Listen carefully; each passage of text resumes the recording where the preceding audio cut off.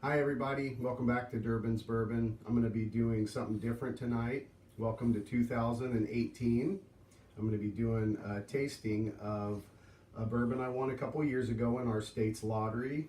It's an Old Rip Van Winkle, part of the Pappy Van Winkle lines that makes everybody go crazy. This is the 10 year, it's just the Old Rip Van Winkle. It's the youngest expression in the batch. It's a good bourbon. It's deep. It's a wheated bourbon for those of you that don't know the mash bills on it. It follows the Weller mash bills and some of those made by Buffalo Trace.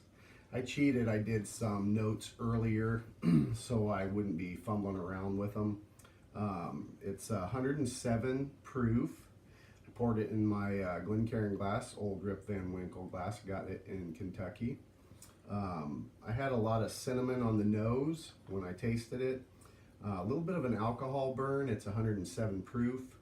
Seemed to tone it down a little when I added about a teaspoon of water.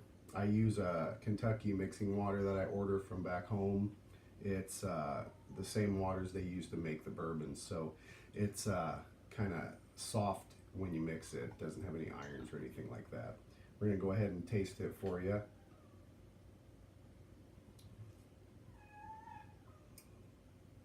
Still a nice bourbon. It's a little young. The older aged bourbons, the 15 is a little hot, but it's a little nicer. The 12's decent. The 20's probably one of my favorites.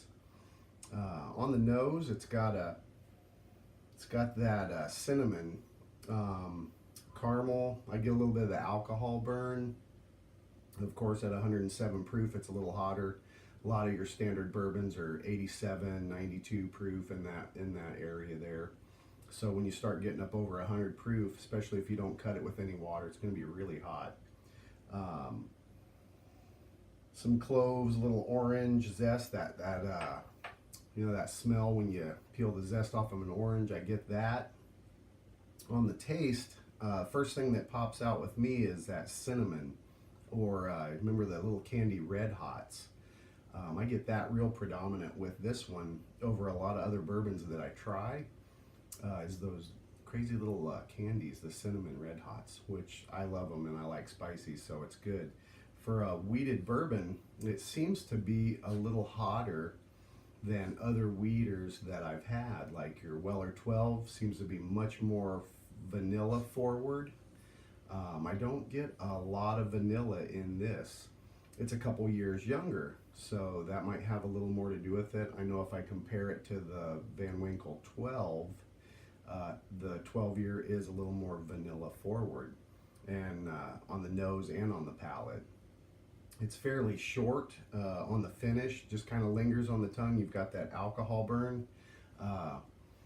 It kind of hangs out for a little while, and then at the back of the palate, you still got that sting and the little bit of clove and orange zest still. So, and then it disappears. Just a minute or two after that, you can't really determine that you even had a swallow. So it's not real oily. I think that has a lot to do with, really, it's a fairly young whiskey. At 10 years for wheaters, they seem to be, they can carry that age a little better sometimes. It depends on where they're stored and everything. The Van Winkles do a good job at storing it, but there's a lot of bourbons that younger flavored, younger ages seem to be incredible, and then they start getting older and they become really, really oaky. I have an Elijah Craig 18 that's really oak forward. It's a real high priced bourbon now. Back in the day when I bought it, it was $49. Now they're $300, and it's real predominant oak. So back to the Weller, or back to the Old Rip Van Winkle, I get a little bit of almonds in the flavor. Color-wise, on my color chart here, I have a little chart book that I fill out when I try different bourbons and whiskeys. I had a kind of a caramel, deep caramel past amber, more a little towards mahogany. You can see if you can see it very clear, it's a really pretty dark bourbon in the bottle. So it hasn't had much time in the oak. I just don't know why it's that dark, but it sure is. It's a good whiskey. Is it worth all the hype and crazy stuff that people go through? That's an opinion. It's objective, really. I like to collect them. I've got a few up there. This year I'm going to be cracking the Pappy 23 on a birthday, my birthday. I'll be turning 50, so I have a friend over, Josh. We're going to crack that Pappy 23. I've had a couple requests on the channel for when am I going to open it. So it'll be somewhere around this summer, August probably. I'll be opening the Pappy 23. Anyway, I hope everyone's going to have a good 2018. Be safe. Enjoy your bourbon, whiskeys, whatever spirit you like.